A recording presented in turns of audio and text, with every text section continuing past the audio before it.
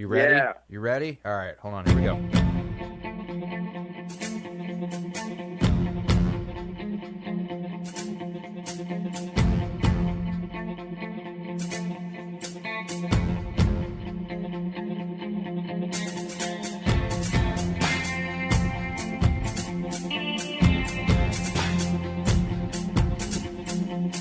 Going on, everyone? This is the My Aggie Nation podcast. It's been a while. We haven't, been around the block. We've been doing other things, but here we are. We're back, bringing those Aggie hot takes right to your ear hole. I'm Travis Brown with the Eagle. Over there is my cohort in crime, Hanging out in the President other Zachary Taylor. Hanging out in the other ear hole that you're listening in. Yeah, man. This is. So Go ahead.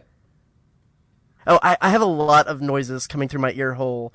I have my own voice coming back at me every about 5 seconds. So we'll see how this goes. So if I sound like a newbie yell leader trying to do Midnight Yell and stumbling over his words because of the stadium reverb, sorry. Yeah, we're implementing some new technology because if you don't move forward, I think I've heard that before somewhere. So that applies to sports as well as podcasting. So we're looking to take it up the next level. Hopefully, this is just so pleasant to the ear holes of you, the listener. Yeah, because that's whose ear holes we really care about. Yep. Those are the main ear holes in this equation. Correct. So, that being said, let's go ahead and kick this return to action off with an interview I did last week. A great interview with former Texas A&M football player Boone Niederhofer, who has recently announced that he is going to take part in bobsledding with Team USA, and is actually was over in Europe last week to continue his competition right after he got named to the team. So here's a little bit more about Boone, how he got into bobsledding, which is something we talked to him about before, and what it means to him to represent his country in a sport that wasn't even on his radar before his college time at A&M. I know, Boone, you said that you've made Team USA now. You announced that on Twitter. What all went into that process of getting named to the team and trying out for the team and everything? Yeah, so it's been about a year and a half since I really started training. About June of 2018, I went to my first bobsled combine, kind of fresh off of working an office job for about a year and a half. So I wasn't in the greatest shape, but thankfully Sam Miller, who was a former teammate of mine at A&M, who's now a bobsled teammate of mine, put in a good word for me, and ended up getting an invite to bobsled rookie camp later in 2018. Went through my rookie season, got to do some North American Cup races, and then even got to do some Europa Cup over in Europe with Sam. And that's not always typical for guys who aren't on the national team to get to go over to Europe. So it was a unique opportunity for us to get to do that. And so getting some experience on the European tracks heading into my second season probably ended up being pretty beneficial for me. And then going into this season, COVID made it really weird training this summer with everything shut down. A lot of times training out of like friends of friends garages, that kind of situation, just finding any place where I can lift weights and get some sort of productive training. And so then really in November of this year is when we had team trials. I got to race two-man with Sam, and we had the best two-man push time of anyone. And so that was pretty awesome. And then ended up racing with a different pilot and four-man. His name's Jeff Gabois, who is now the guy that I'm racing with over here in Germany this week. And it's just kind of been one thing after another, kind of cross one step at a time. And thankfully things have been successful, and it's just kind of, I didn't necessarily expect to make the national team this year, but thankfully was able to be in a good situation this summer, to be in good shape, and ended up putting up some good push times, and they selected me. And now and now all of a sudden I'm over here in Europe. That's crazy. Yeah. So you're currently in Germany right now, you said? Yeah, it is nighttime. It's 10 o'clock right now. Oh, wow. And so I guess, are you over there for a series of races? Yeah. So I'm here. I'm in Winterberg, Germany. This will be the first race of the second half of the World Cup circuit. We have our 2-man race on Sunday. I think it airs at like 3 a.m. in Texas. But you can watch a replay of it on the IBSF YouTube channel. Gotcha. If you don't want to wake up that early or stay up that late. There you go. Okay, so let's do a little bit of a reset. Like I said, I know we've talked before, but you play football at A&M. Your A&M career ends. Like you said, you got a desk job for a little bit. How in the world does a college football player from Texas, get into the bobsled game? I mean, it's super random. I mean, I didn't. If you had told me while I was working in Houston that I'd be doing this now, I would have said you're crazy. But really, it all kind of stems from Sam. I think his aunt and uncle convinced him to do a tryout. He kind of was in a similar situation to me. After he graduated, he worked kind of a desk job after he graduated. I know he went to mini camps with the Cowboys and the Patriots, and didn't end up making the team. And so he went to work over in Dallas. And then I think he just wasn't really enjoying it. And his aunt and uncle convinced him to go to a tryout, and he ended up making the team. And really, me and Sam are good buddies. We kind of kept in touch. After I moved to Houston after I graduated, worked for an oil and gas company. Long story short, that company got bought out and left me unemployed. And kind of through that job search, and convinced me to come try out for bobsled instead of finding another job. And so now I'm here. Yeah, that's awesome. What is it like to have two Aggies on the team? I know bobsled isn't a great big athletic export for Texas A&M, and kind of how is that received around? I mean, I guess really no colleges have, a bobsled team. So yeah. Is college alliances a big thing around the sport at all, or is that not something that anybody talks about or thinks about, at least on Team USA? I mean, pretty much everyone on the bobsled team had played some sort of college athletics. Mm-hmm. We had this conversation one time as a team. We talked about who is most from where they're from, and everybody said that me and Sam were most obviously from Texas. So I think we have a little bit more school pride or state pride than most other people. But yeah, I mean, it's cool to see people from all different backgrounds come together as a team. Football and track and field are kind of the two sports that most kind of cross over into bobsled. Just a lot of fast and big, powerful people. And so usually typically the track and field guys will have to gain some weight. I ended up having to gain about 15 pounds from my playing weight at A&M.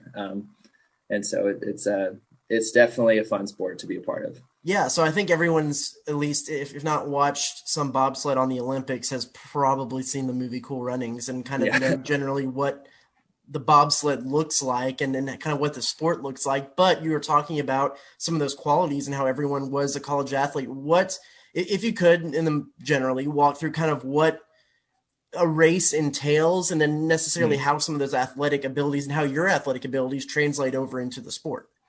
Yeah. So really the pilot is kind of the quarterback of the team. He's definitely the most important piece of any part of the 4-man team. As a push athlete, which is what I am, Sam's actually a pilot. He's kind of in a different position than I am. And so really for me, it's just get focused, get hyped, because I do something for about 5 seconds and I hop in the sled and, I trust my pilot that he's going to get me down the track safely. And then we go back up and do it again. And so really the mindset is just to, you got to be locked in everything. There's hundreds of seconds on the line. And so you got to make use of all the time you got. And so you got to make sure that, you're not making any mistakes. Any sort of like a gather step when you're trying to get into the sled, that slows you down. And so, it's just repetitions. We've been working a lot on, getting in and down as quickly as possible. Working on timing. You got to count the number of steps off of whoever you're loading off of. Like for me, I'm 5 steps off the pilot, as the 3 position, the 2 guys 3 steps off the pilot, and the 4 guy is usually 2 steps off of the 3 guy, or the 2 guy, I mean. And so it's just getting through that routine and making sure that we're all locked in and in sync, and really synchronization and focus are kind of the 2 big things on race day. So really, and I wasn't aware of this. So you're telling me that when you have like a 4-man team, really the last 3 guys, your main role is just getting the thing going. And so once you're into the sled, other than, I guess, is leaning and changing momentum a little bit part of what you're doing, or is it simply just y'all are involved with getting the thing going and then it's the pilot's job from then on out? Yeah, really we get it up to speed as quickly as we can with the highest velocity that we can. And so really once you start going downhill, you want to be able to get into the sled before you start decelerating the sled, because that sled will get away from you if you're not careful. But yeah, once you're in the sled, really the brakeman's job is to be locked in and not move at all. Really in the sled, you're getting thrown around a little bit. And so for me as a 3 guy, my head is locked into the 2 guy and the 4 guy is locked into my back. And we're just trying to stay as tight as we can so that when the turns do come, we're not getting, whipped around like that and move the sled. A lot of times if your brakemen are too high, the center of mass of the sled is going to be too high. And so that it can cause you tips sometimes. And so making sure that we're in the right position just puts our pilot in the best position possible. Is that the first time you went down? Was that nerve-wracking? It sounds like a roller coaster that you are not in control of. And I mean, it sounds nerve-wracking. It's definitely intense. I think when you watch it on TV on the Olympics, the sled just looks so smooth going through all the turns. But really, when you're inside the sled, there's no shock absorption. There's no, oh my gosh, what's the word I'm looking for? There's nothing in the sled that takes away any of the vibration, so you feel everything. And so I think, before I took my first trip, everybody kind of hypes it up to make it seem like it's terrible. And so, but once you really get into it and, you're with your guys, the blood's flowing and you're all hyped up, it's really fun. Yeah. So, and then real quick, I mean, I just assume a 2-man team is the same concept with just a shorter sled and 2 men. Yep. Great. Yeah. And so, it's a different discipline. It's a little bit lighter sled. So you have a little bit less control on the ice, but, as a pilot, you're able to get out of trouble a little bit more easily. And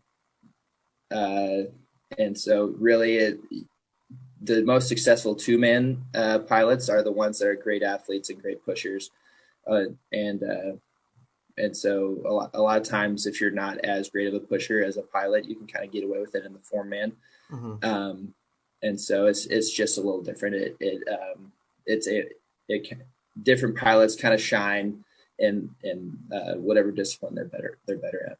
Gotcha. So, of course, you tried out for some qualifiers, like you said, to be named to Team USA. Is that correct? Just kind of going through qualifiers and different races? Yeah. Really, after rookie camp, it was just a lot of times the pilots have a pretty good say on who is on their sled. And so the pilots, along with the coaches, kind of is kind of a group effort on how they decide who goes with who. And so, look, thankfully, Sam was kind of there to battle for me again, and so we pretty much raced together all of last season. And so that put me in a great position to get some experience and even some of the more highly ranked drivers have kind of started taking a look at me too. And so really it kind of was a springboard into really making the national team this year. Sure. How did you find out, and what's the process of learning if you're going to be on the team or not, and kind of what was that moment like? Yeah. So we had our 2-man races. It was about a 2-week process in November. We had about a week of training and then a week of official training and then our race days. And then kind of the same thing for 4-man. It was a couple weeks after the 2-man. But they announced the national team the night of our last 4-man race. And so, I think most people had a pretty decent idea of who was going to make it. Me and Sam having the best 2-man push time, I think, it kind of, and then the sled I was on for our 4-man team ended up finishing second. And so those two things right there, I felt like I was in a decent position, but there were more experienced guys that had been on the national team in previous years. And so I really had no idea if I was going to make it or not. And it was just a Zoom call with our coach on there, and everyone in their respective rooms, keeping COVID protocols over at the Lake Placid Olympic Training Center. And so he kind of just read off a list of names, and I was in a room by myself, and I kind of celebrated. That's awesome. But Sam was actually the first person to come and congratulate me. It was a really cool moment. That's cool. So what does the future look like? What do the next couple of months look like, and then leading up to the Olympics? Yeah, so I'll be in Europe for the next 3 weeks. We have races this weekend here in Winterberg, Germany. Then it's kind of a long road trip, kind of back-to-back weeks. We go south down to St. Moritz, Switzerland, and then the week after we go to Koenigsegg, Germany, and then the World Cup finishes up with Innsbruck, Austria, and then World Championships in Altenburg, Germany. My team will just be here for the next 3 weeks for Winterberg, St. Moritz, and Koenigsegg. But the races for the next 3 weeks, it'll be 2-man on Saturdays and then 4-man on Sundays. And I think if you have the Olympic channel or YouTube, you can watch it on the IBSF website or their YouTube channel. It's really interesting. If you've never seen a World Cup race, it's definitely a different kind of sport than what most Americans are used to. But you can watch it whenever they have it. You can watch it live, late at the night if you want, or you can stream it during the day at your leisure. That's cool. I mean, I assume you grew up probably watching Olympics. Did you watch much bobsled? I mean, granted, I know you didn't know that this was going to be in your future, but when growing up, I mean, was it something that ever caught your eye? What were the sports that caught your eye, or did you watch the Olympics at all? Yeah, I mean, I think every athlete, no matter what sport, no matter kind of, how elite of an athlete you are, I think every athlete dreams of going to the Olympics, no matter, however they can get there. And, I didn't necessarily grow up wanting to be a bobsledder, but I definitely always thought the movie Cool Runnings was really cool. I watched it a lot when I was little. And so, when it came to be like an actual opportunity, it immediately interested me. And I think it kind of fit my skill set. When I was at A&M, I tore my ACL my last regular season game my senior year. And so I didn't get the opportunity to do the pro day. And just for me, I knew I could have run a good 40 time. I could have, done some of the drills pretty well, which maybe would have potentially caught someone's eye, but I wasn't necessarily expecting anything of it. And so when this opportunity came around, I thought bobsled it just seemed like something that I could potentially be good at because I know I'm fast and I know I'm pretty strong. And so, when Sam reached out to me, it honestly was a total God thing. Everything was just kind of leading towards it. My job search had been pretty unsuccessful up to that point. And so, it just everything was kind of pushing me towards that. And so I went for it. Yeah, yeah. I mean, I know it's an easy thing to joke about, but now that you're kind of inside the community, how impactful or non-impactful or cringy is the movie Cool Runnings? Because, I mean, for a lot of people, it seems like that might be their only reference to the whole sport. Yeah, for most people, that is really their only exposure to the sport. They maybe will watch it once every 4 years. But really, the movie is wildly inaccurate as far as how it works. But it's fun and it's a good movie. So, but it really in the bobsled world, it is not talked about at all.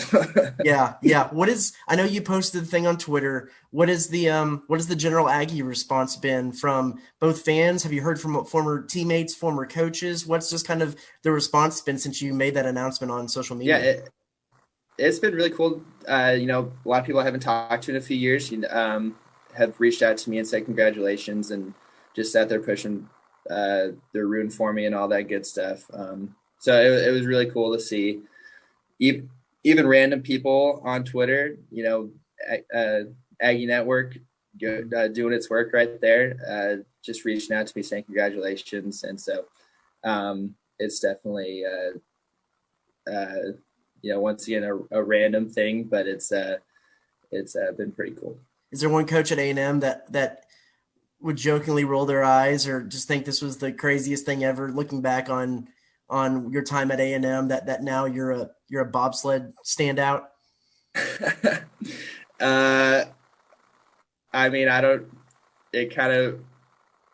actually reached out to a couple of my strength coaches, Larry Jackson and Dale Jones, and they both, when I told them that I would be doing this, they honestly were both like, "Oh my gosh, yeah, this is definitely for you." Nice. And so, even at A&M, Larry Jackson was kind of known for his sled Fridays. We used to push a sled. We used to push a sled every Friday, and that was our entire 2 hours, and that was our entire workout. There you go. You were trained for this. These kind of workouts and going through all the off-season programs at A&M kind of put me in a good position to try out. So yeah. Let me two more, and I can let you go. I know you mentioned how impactful Sam Miller was to getting you into this on the teams. What was the relationship like when y'all were at A&M? I know it said y'all were good friends. How did y'all start that relationship and build it through the time while at A&M?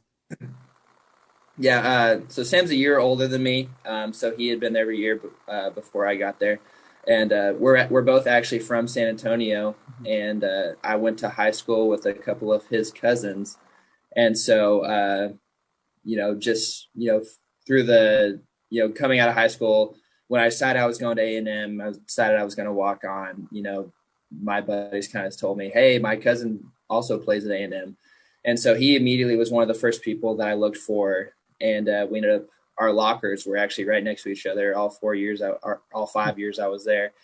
And so he was honestly one of my first friends at A&M. And so we've had a good relationship since 2012 when I got there. Yeah. So it sounds like it helps having that kind of level of trust with someone who kind of has your life in their hands while you're going down a bunch of ice.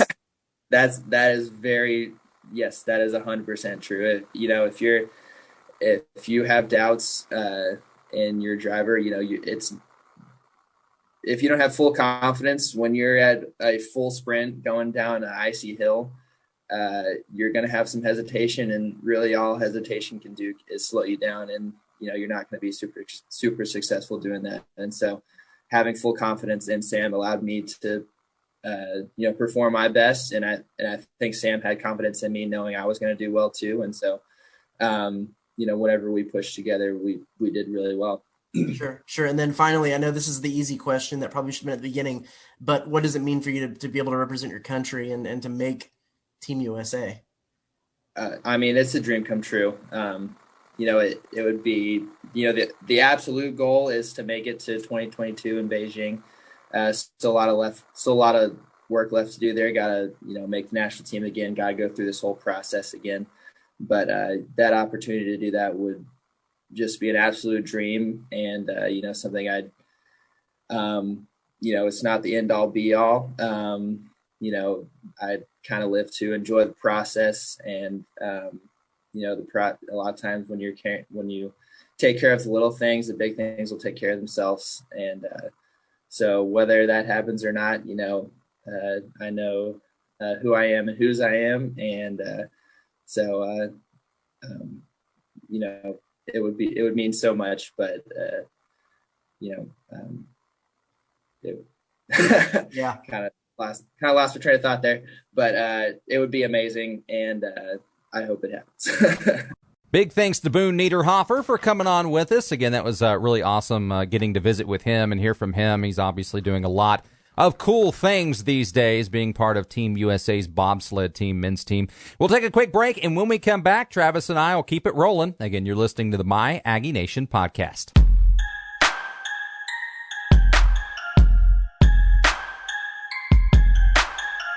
Moving right along here on the My Aggie Nation podcast. Again, Zach Taylor, Travis L. Brown hanging out with you today. Big thanks to Boone Niederhofer for coming on and getting to talk to us about the great things he's doing for Team USA's bobsled squad. I remember Boone back when he was just but a wide receiver for Texas A&M and making headlines there, but now he's doing other things. That being said, Travis, there are quite a few things going on around Aggieland right now. Namely basketball. That would be basketball. And Aggie men's hoops coming off a rough loss against LSU this week, one in which they led late. Give them a lot of props. They came back. They came clawing their way back, took the lead about halfway through the second half, and then just went absolutely on a drought the rest of the night shooting. So I don't know. It was a really weird game against LSU.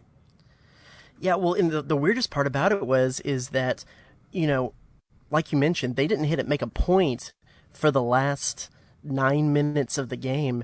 And so we were wondering if it was going to be a little bit of the same old with Buzz Williams after the game and just kind of being frustrated at the roller coaster nature of his team. But he came in and he was excited. And if there's one thing that Buzz Williams is, it's honest. And he wouldn't say that necessarily there was moral victories to take from the game, but he did say that with how up and down his team has been, they can't necessarily just be focused on results.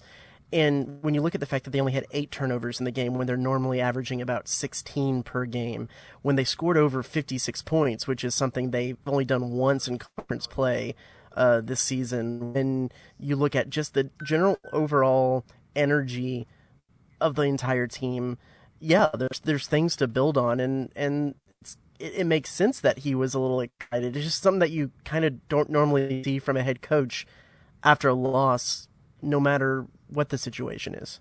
Yeah, I wasn't able to make it to Reed. I had a basketball game of my own that I had to call Tuesday night. But yeah, it was just the fact that you had guys like Savion Flagg and J.J. Chandler who have just been kind of in the weeds this year. Especially with Savion Flagg, that's a guy who you thought was going to be a real leader when Buzz Williams arrived on campus. And just from the fact he very well might be a leader in the locker room, but as far as on the court, especially this year, it hasn't been there. And to see him get 17 points, and then J.J. Chandler was hitting it from beyond 3. Yeah, they were doing some things that they're not known for, and that's hitting shots from beyond the arc. But I feel like they just kept going back to that. Even after they went cold, they're saying, all right, well, we're still going to try and make these deep shots, and eventually we're gonna pick that back up, and we're going to hit that hot streak again. And they never did.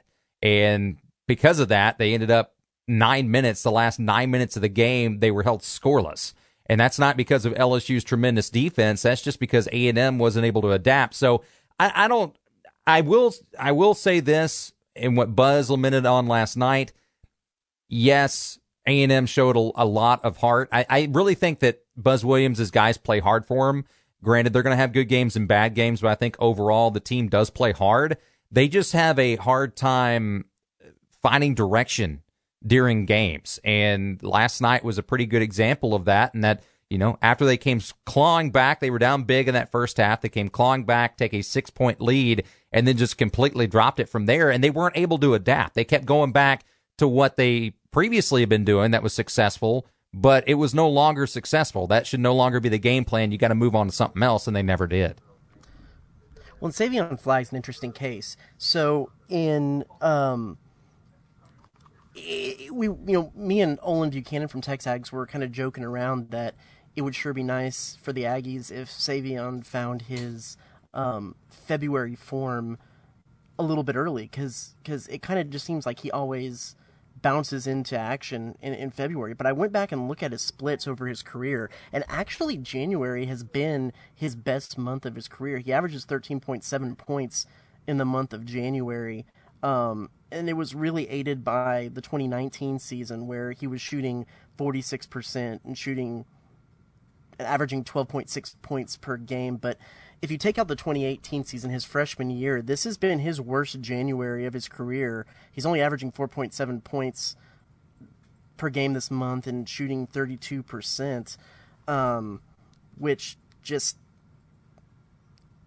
that's not a recipe for A&M to win, because yeah, you have Emmanuel Miller, who's emerged as their top scorer and kind of a guy that fills a little bit of what Josh Nebo was doing last year, but not really. And then it's kind of been streaky, whether it's been Quentin Jackson or Andre Gordon or who's going to provide that secondary scoring. And really it needs to be Savion. He showed glimmers of that last night, and and if you really want to weigh into his effects in the game, it wasn't even necessarily the scoring. It was when he came in 3 minutes into the game and kind of provided that energy, that spark. He had 2 offensive rebounds real quick. He had a block real quick and just kind of changed the course of the game, because if he doesn't come in there and if he doesn't do that, that game's over in the first 3 minutes of the game. Right.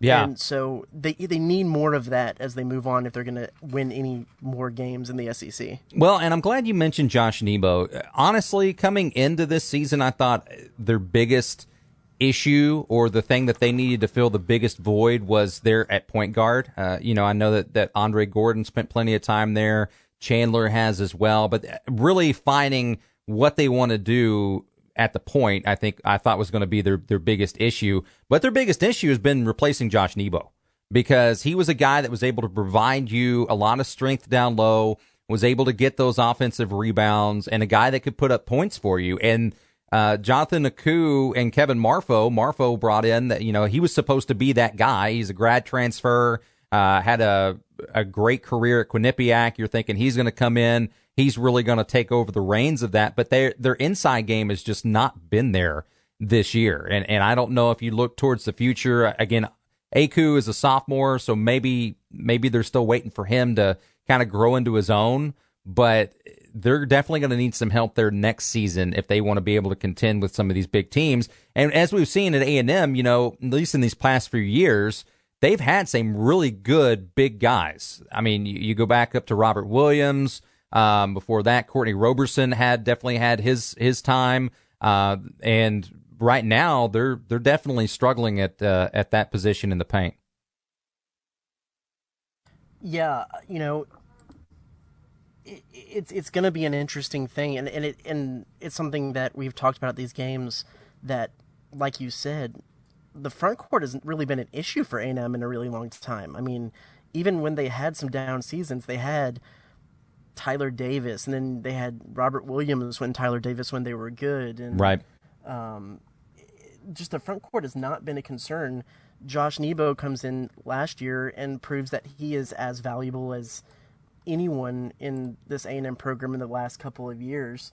And when he leaves, you think Jonathan Aku might be able to fill a little bit of that void because he's put on a lot of muscle, gotten bigger. Then you, of course, get Kevin Marfo, like you said, who led the nation in rebounding. And I've just never seen such, frankly, a disappointment in a player coming down with such high expectations with what he was able to do at Quinnipiac, and not necessarily just get dominated in the SEC. I mean, both of those guys get pushed around down low when, in most cases, they're the biggest guy on the court. Now, I think help is coming a little bit because in next year's class they have a 6'9" center, Ashton Smith, who you might see be able to get immediate impact. But Buzz Williams is having to lean on Luke McGee, a walk-on, to come in and help take some minutes away so that the two of those guys don't get into foul trouble and provide maybe just a little bit of a defensive spark. I mean, if you look at both Marfo and Aku, if you look last year, A&M didn't really have much of an offense, but they, when they did try to run something set, it was mostly a high pick and roll between whoever was playing point guard and Nebo. Yeah. And when they've tried to settle into that, Aku and Marfo are not good screeners and don't break to the basket well, and it almost never results in the kind of play that you want.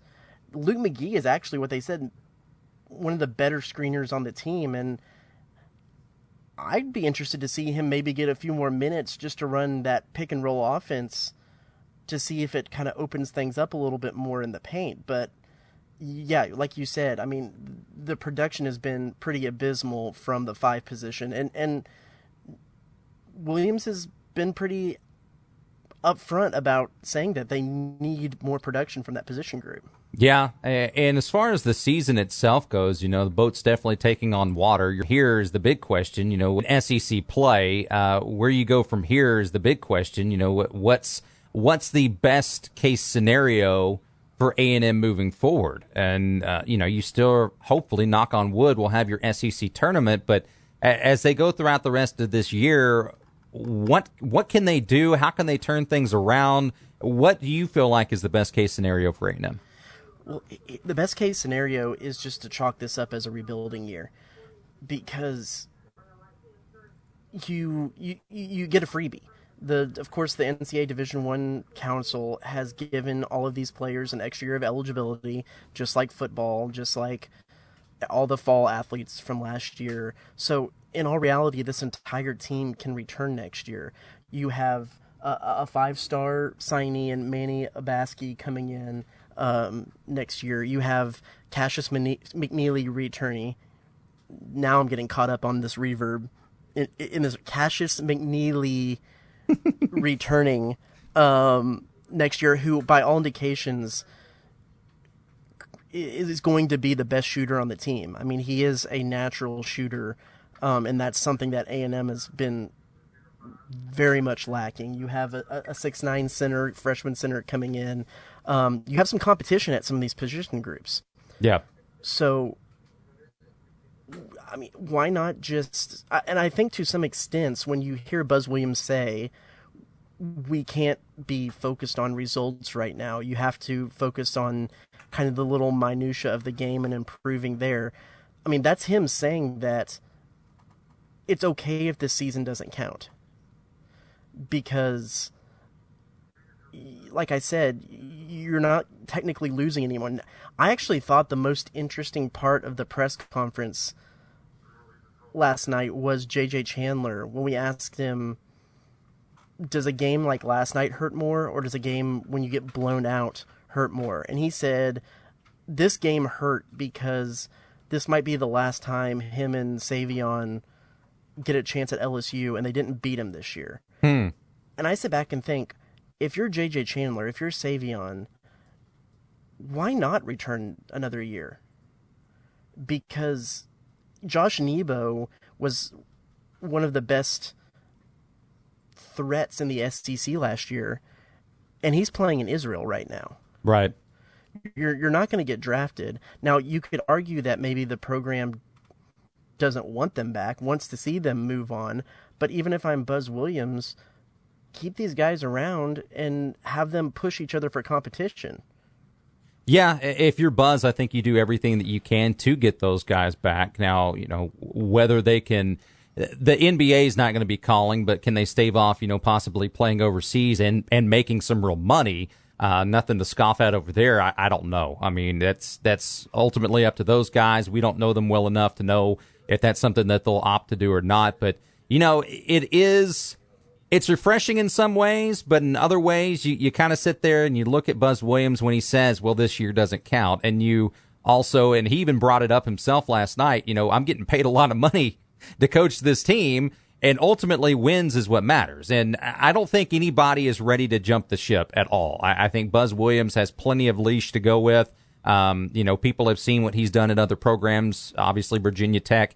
He was able to turn that thing around pretty quickly, and so I don't think anyone is putting pressure or putting heat on Buzz Williams. But at the same time, he is in a position where there will come a time when, well, we're playing hard, it's just not going to be good enough. Not saying that that's going to be this season. I think next season, if they have a similar start to what they're having this year, things, there will be rumblings. And I know that Buzz says that he does everything that he can to kind of put that out of his mind and not pay any attention to it. But it is difficult whenever a coach is going through those kinds of situations. But yeah, best case scenario, I mean, I'm looking through the rest of their schedule, and it does not bode well for them at all. I mean, you've got Vanderbilt, Kansas State, first off, that's coming up this Saturday. I think that K-State's probably going to win that one. Then you got Vanderbilt at home. That very well might be a win. But then you go on the road to Arkansas, always a hard place to play, no matter how good the Pigs are this year. You got Georgia, who's having a bit of a down year, so maybe they got a shot there. But then you got at Florida, at home against Bama. You got Arkansas again, at Kentucky, at Mizzou, at home against Mississippi State, which, I mean, Mississippi State was winning that ball game until late when they were able to pull it off there in Starkville. So I think that one's kind of a toss-up. So you might have 2 or 3 more SEC wins left in the season, and that would give you 5 wins total for the year in conference play. We'll see how it shakes out. I mean, maybe this team just completely does a 180 overnight, and they look like a completely different squad, but it's going to be a long road to hoe for sure. Yeah, definitely. Let's get into a little bit of football talk, since we didn't really get to do much of that through the season. Yeah. Today, SEC schedule comes out. A&M will host Alabama early in October. Looking back at the 9-1 season, the number 1 finish, does A&M move forward into the 2020 season as one of the real threats to Alabama for the SEC West, or do they lose too much to continue with the momentum they built last season? Wait a minute. You're talking about Bama, or you're talking about A&M? You're saying that A&M will be losing too much going into this next year? Is that what you're talking about? Yeah. Will they lose too much, or will they be able to kind of still continue that momentum into 2021? Defensively, I think they will. You've definitely got some important parts, some important pieces coming back on offense, namely the skill players. I think the wide receiving core is going to be better. They'll surely hope that Damon DeMoss is kind of routed into his own, and that he's ready to play on a consistent basis and get some consistent snaps. But that offensive line, man, we talked about Carson Green is in the Senior Bowl, so he's not going to be coming back. At least it looks that way. And you've got 2 other members that are also a part of it that are not going to be coming back next season. So it's going to be very difficult to fill that void. As much young talent as you might have, those were guys that have been playing together for 4 or 5 years, and now that nucleus, that core, is kind of broken up. You've got to find somewhere for that. You've also going to have a new quarterback. I mean, I would say that all signs point to Haynes King, but who knows? When Jimbo Fisher initially got here, I thought for sure that Nick Starkel was going to be his starting guy, and he went with Kellen Mond, and I think that turned out pretty well for the Aggies. But everything that I understand, Haynes King being a coach's kid, his grasp of the offense, and just his ability to make plays under duress gives him a pretty good shot. Now, can he live up to the hype? Can he be a big-time quarterback in big-time games. He's definitely done that at the high school level, but college is obviously something different.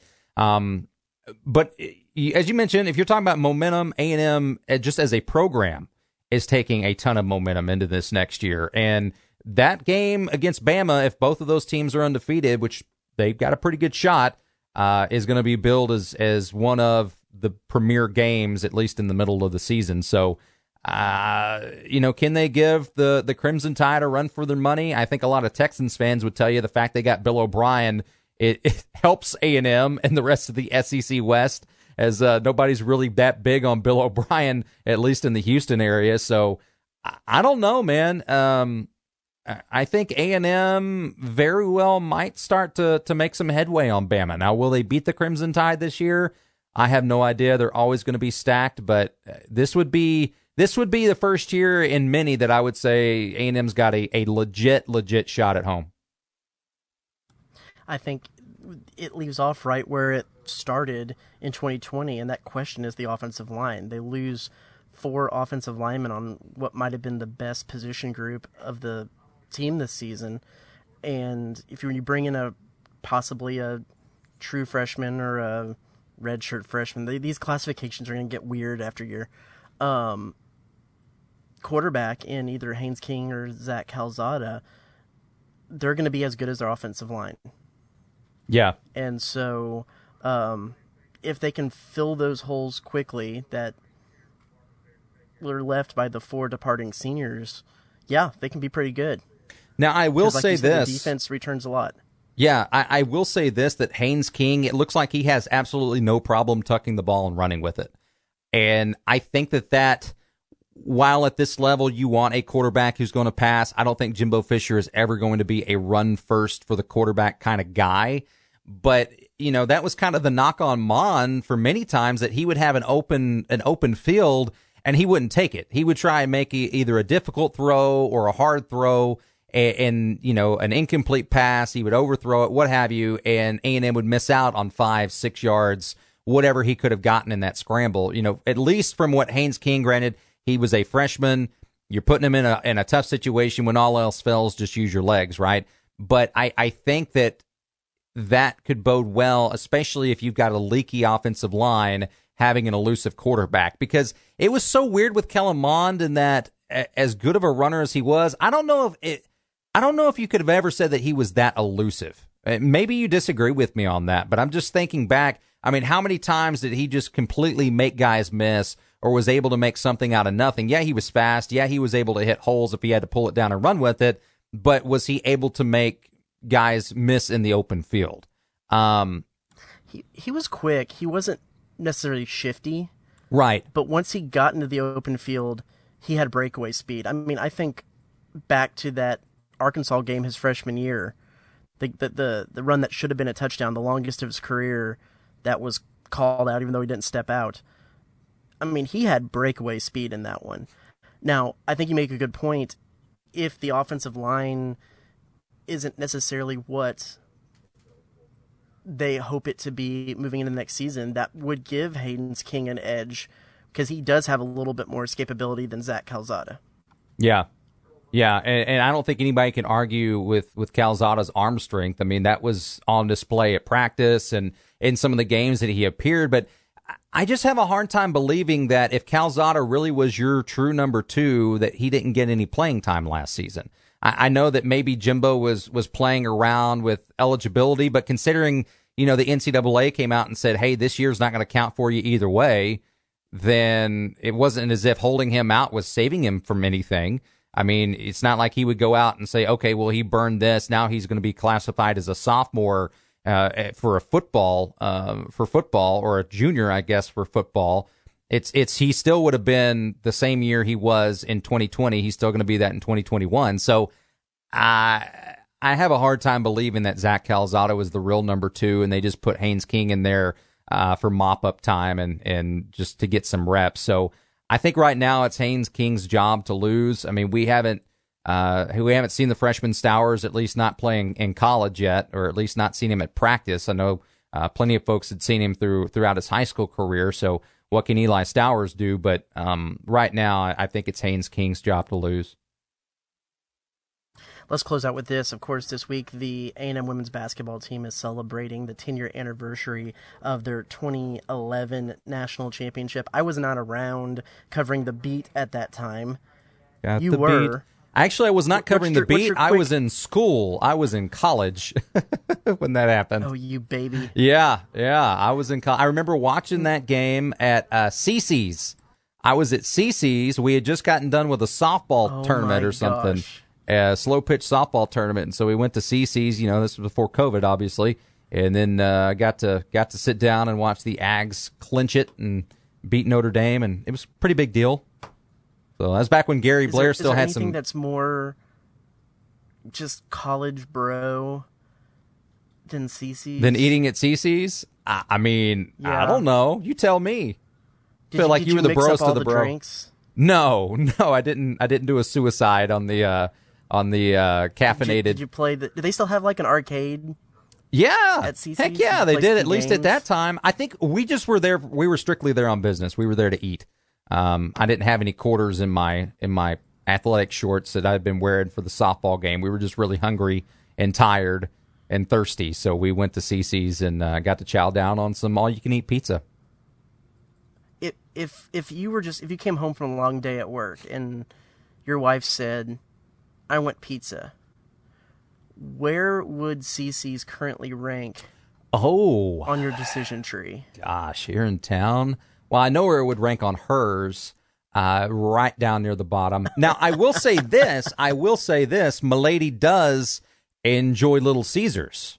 So she's a pretty cheap date when it comes to pizza because she's okay with us going and getting a $5 hot and ready as long as she can get her breadsticks with it. I feel like Little Caesars is even in a different league than CC's. It's really?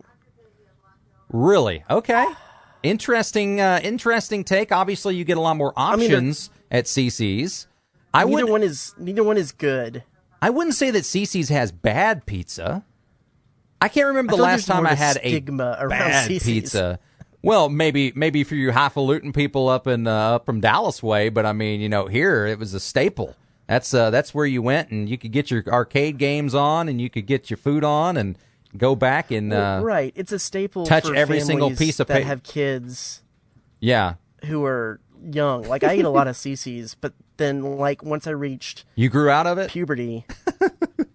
I stopped eating CC's. I mean, okay, so here's the question, which you should have prefaced this with. What's your go-to buffet versus what's your go-to pizza? Because there is a difference between a pizza buffet and just going to get regular pizza. Can we agree on that? Wouldn't you say? If you're trying to talk me into a pizza, yes. Buffet, I would definitely go Double Dave's. Double Dave's buffet, yeah. Yeah, I would definitely go Double Dave's for a buffet. Now, would I go to Double Dave's for just any pizza?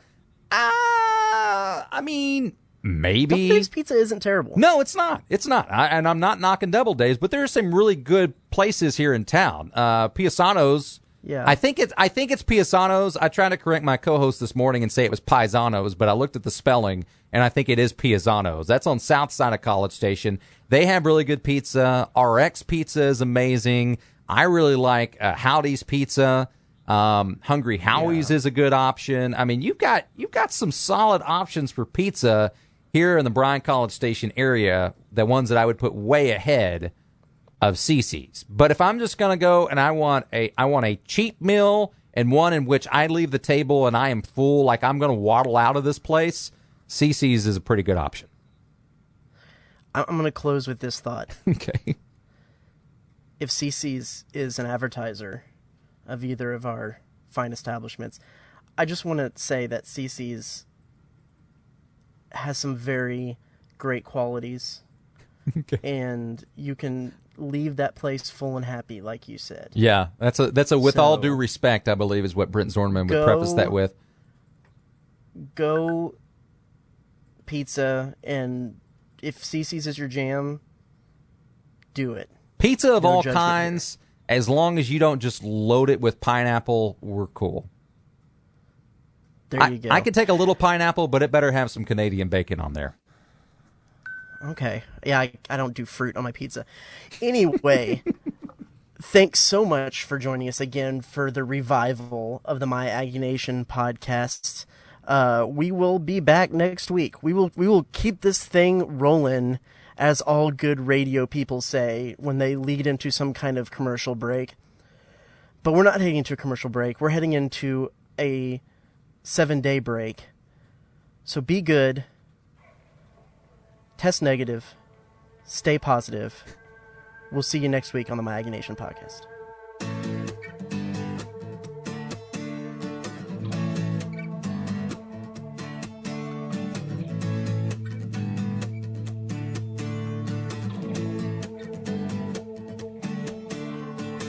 It seems like every day, everything just has a way to burst at the seams. But if we don't watch what we're doing, our hearts will get ruined by silly things. Good love ain't easy, girl, we know that's true.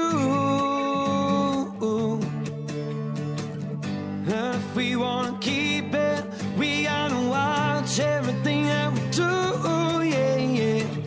Don't wanna make sure, my baby, make sure you're sticking with me. Don't